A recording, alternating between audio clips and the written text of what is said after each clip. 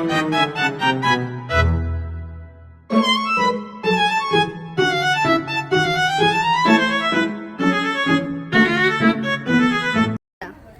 guys, kami dari kelompok 6 ingin mewawancarai beberapa mahasiswa mengenai penggunaan AI di lingkungan kampus. Stay tune ya. Dadah, bye.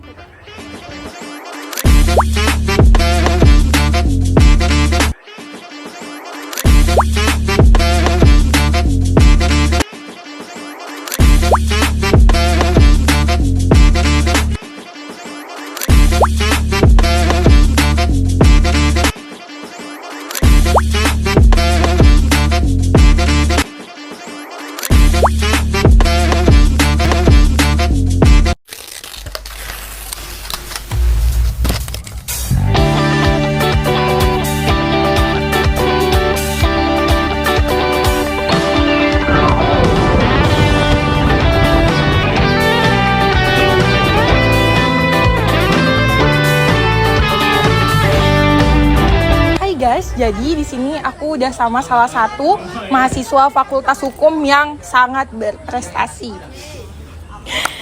Jadi dengan kakak siapa? Nama aku Shalom Gabriela Immanuel, aku angkatan 2023. Saya Fatma Zahra dari jurusan Fakultas Ekonomi Bisnis. Kenalkan, nama saya Iqmar Riza, saya dari Fakultas Psikolog. Kakak Sheral Farizi. Dari fakultas mana nih? Fakultas Sains dan Teknologi. Angkatan 23. Perkenalkan, nama saya Adi dari Prodi Teknik Informatika. Saya dari angkatan 24. Perkenalkan, nama saya Bislana Maura, biasanya dipanggil Maura. Dari fakultas apa? Fakultas Keperawatan. Angkatan 2023. Gimana pandangan kakak terhadap penggunaan AI dalam proses penyelesaian penugasan mahasiswa?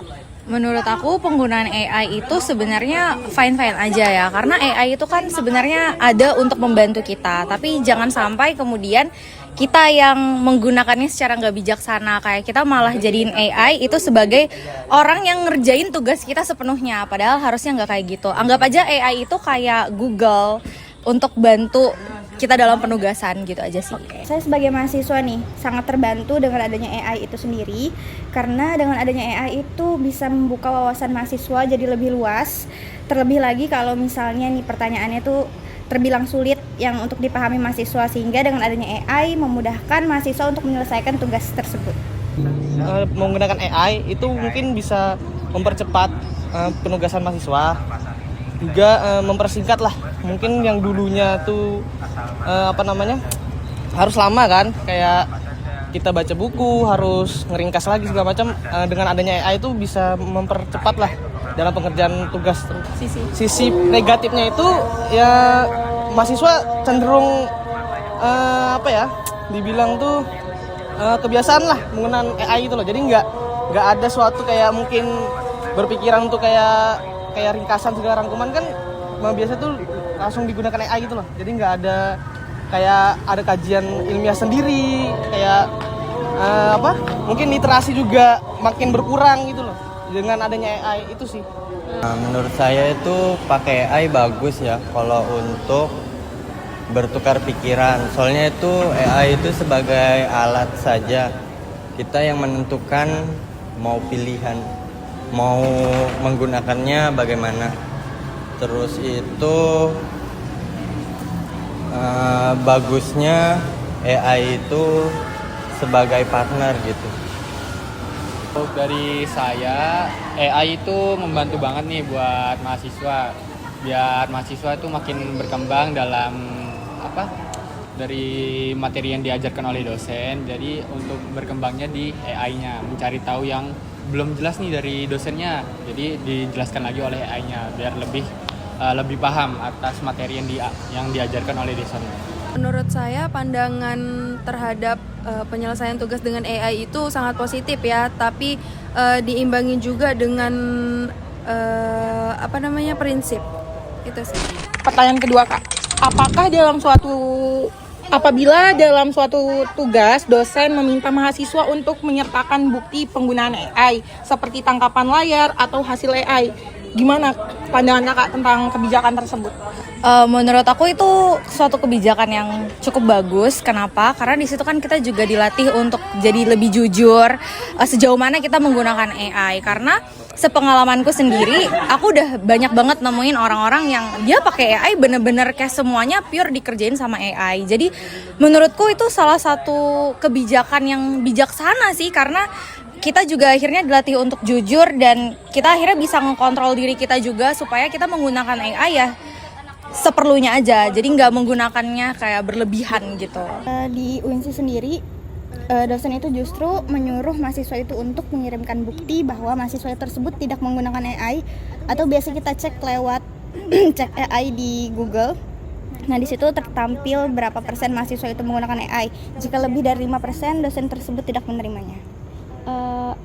Apakah disertai dengan screenshot atau beberapa bukti bahwa kakak itu menggunakan AI? Biasanya dari fakultas-fakultas itu kan, termasuk fakultas kami itu menggunakan bukti penggunaan AI. Ya, benar adanya disuruh mengirimkan bukti screenshot, tapi di dalam UNSI ini malah disuruh untuk tidak menggunakannya. Pendapat saya mungkin itu terlepas balik lagi ke peraturan dosen masing-masing ya. Mungkin ada sisi baiknya karena dosen juga butuh seperti kayak kredibilitas mahasiswa tuh memang bener nggak sih, memang apa ya dibilang potensi dia gitu loh, maksudnya kemampuan dia memang mengerjakan tugas tuh memang hasil dia sendiri gitu loh, tanpa bantuan AI kan. Dan juga ketika memang mahasiswa ini ketahuan memakai AI juga, itu kan menjadi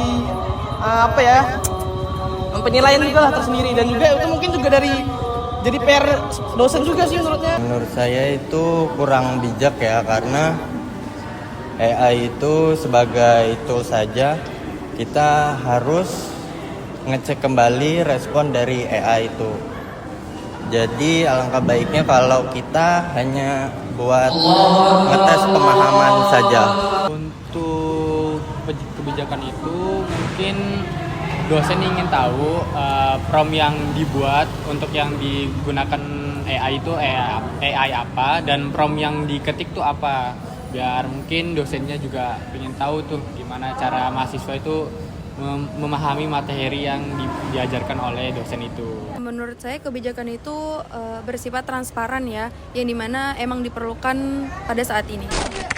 Pertanyaan ketiga, apa harapan kakak terhadap penerapan dan pengawasan penggunaan AI dalam dunia pendidikan, khususnya agar tetap mendukung kejujuran akademik dan pengembangan kemampuan kritis mahasiswa? Aku pikir kayaknya untuk di Fakultas Hukum sendiri kayaknya harus ada SOP deh untuk penggunaan AI sendiri itu seperti apa, supaya ya itu tadi nggak ada orang-orang di Fakultas Hukum kita terutama yang pakai AI secara sembrono, karena ya secara de facto yang aku lihat banyak banget yang udah pakai AI itu secara sembarangan.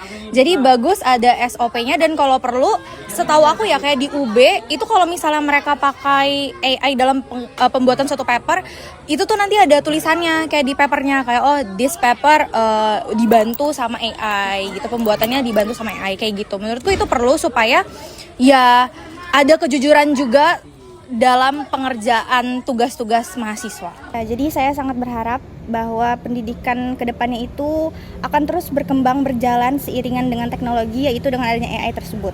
Tetapi harus dikritisi lagi dengan penggunaan yang bijaksana dan kejujuran terhadap mahasiswa itu sendiri, bahwa tulisan tersebut bukan 100% AI. Seperti itu. Pendapat saya itu lebih bagus sih sebenarnya, karena kan iya, karena itu juga ngepersingkat ini juga sih penugasan dosen juga kan, dan juga nggak ada istilahnya mungkin kalau kasusnya tuh mungkin ada dosen yang anak mahasiswa gitu kan, jadi lebih fair aja sih menurut saya, boleh sih, bagus. Jadi harapan kedepannya itu gunain AI itu sebagai partner gitu, jangan untuk joki tugas, karena proses itu lebih penting daripada hasilnya. Untuk di kalangan Gen Z sekarang menggunakan AI itu sangat baik agar generasi sekarang tuh makin berkembang, karena kan zamannya sekarang tuh AI, serba AI gitu. Harapan saya itu terciptanya ekosistem pendidikan yang adaptif, yang positif untuk kedepannya. Nah, satu nih Kak, pesan untuk teman-teman di luar sana yang suka pakai AI dalam pengerjaan tugas. Pakai secara bijaksana ya teman-teman, jangan pakai sembarangan. Sampai saat ini. Tapi itu balik lagi ke pemikiran kita masing-masing. Kita mau jadiin AI itu sebagai pengganti belajar atau pendamping kita belajar.